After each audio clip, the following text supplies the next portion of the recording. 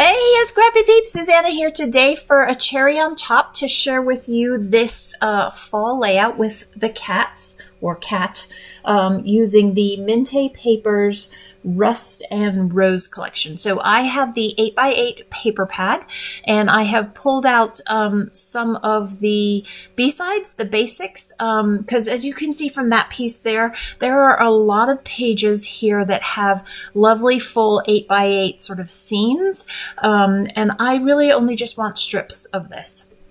So I am cutting between 8-inch wide, and then by the height I'm doing 1.5, 1 3/4, and 1 1/4 inch strips, and I'm just varying them on the way down. I want a little bit more orange in this, so I have this piece of rust colored cardstock from Coordinations. It is not available at a cherry on top currently, but there are other alternative substitutes that are listed. So now I have this embossing plate, metal die plate.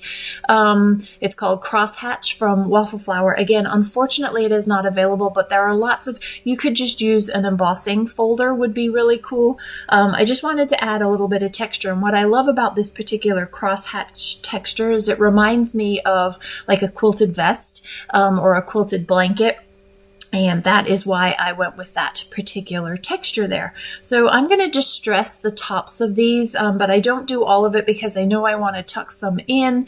And I'm also going to off-camera stitch across one of them. I had intended on stitching across a few of them, but I should have done that before I put the stuff down because I didn't really leave myself room to do that.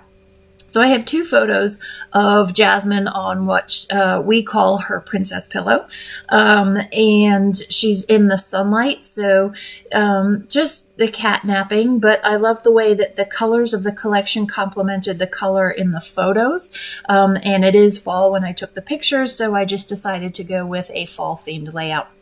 So I have these metal dies from Catherine Pooler, which I used in a previous video.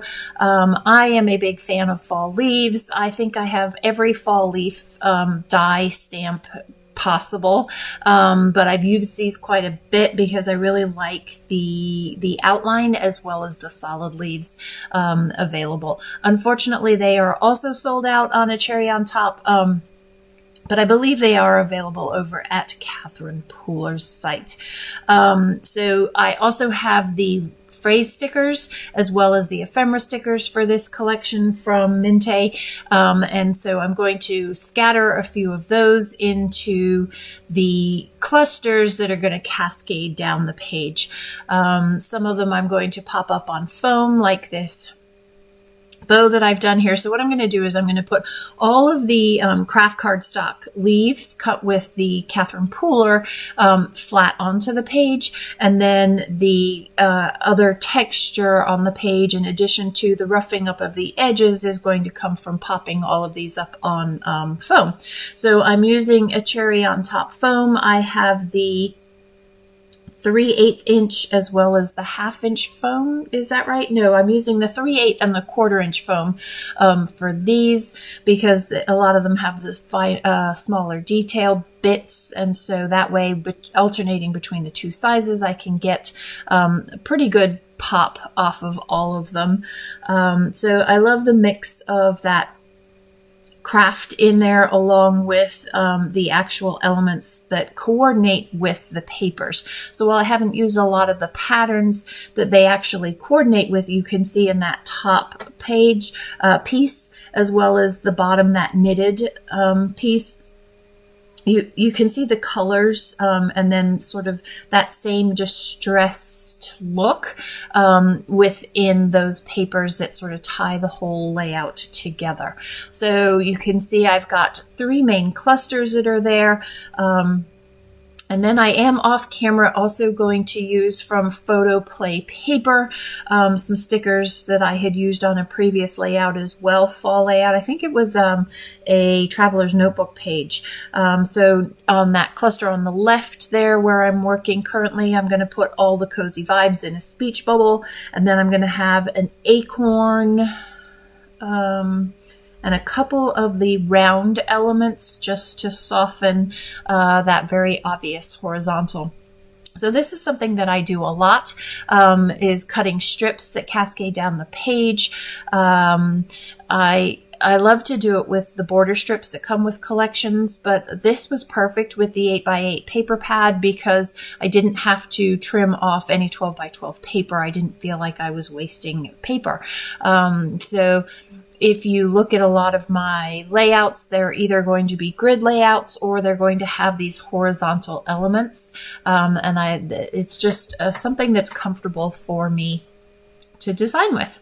So using liquid adhesive for these smaller details, you have the visual triangle of the similar 3 clusters on the page, but then you have a little bit more visual element that will also cascade down the page as well. You'll see coming up, I am going to use 3 of the phrase strips. So here we go. Actually, Cozy is going to be the title of this layout, but I'm also going to put 3 phrase strips, which also provides another visual triangle. It's just a separate visual triangle. So you kind of have 2 overlapping visual triangles just to lead your eye down the page with lots of texture between the distressed edges. The die piece on that, or the die cut piece on that orange, the leaves that aren't fully down, as well as the foam. So lots of ways to add texture to your page. I am also, when I'm finished laying down all the elements, going to break out, there you go. So this is Spellbinder's Splatter White. So it's pretty thick. You do have to water it down. So I'm just going to put that on a piece of acetate and get my distress sprayer, water sprayer, and water that down to flick that.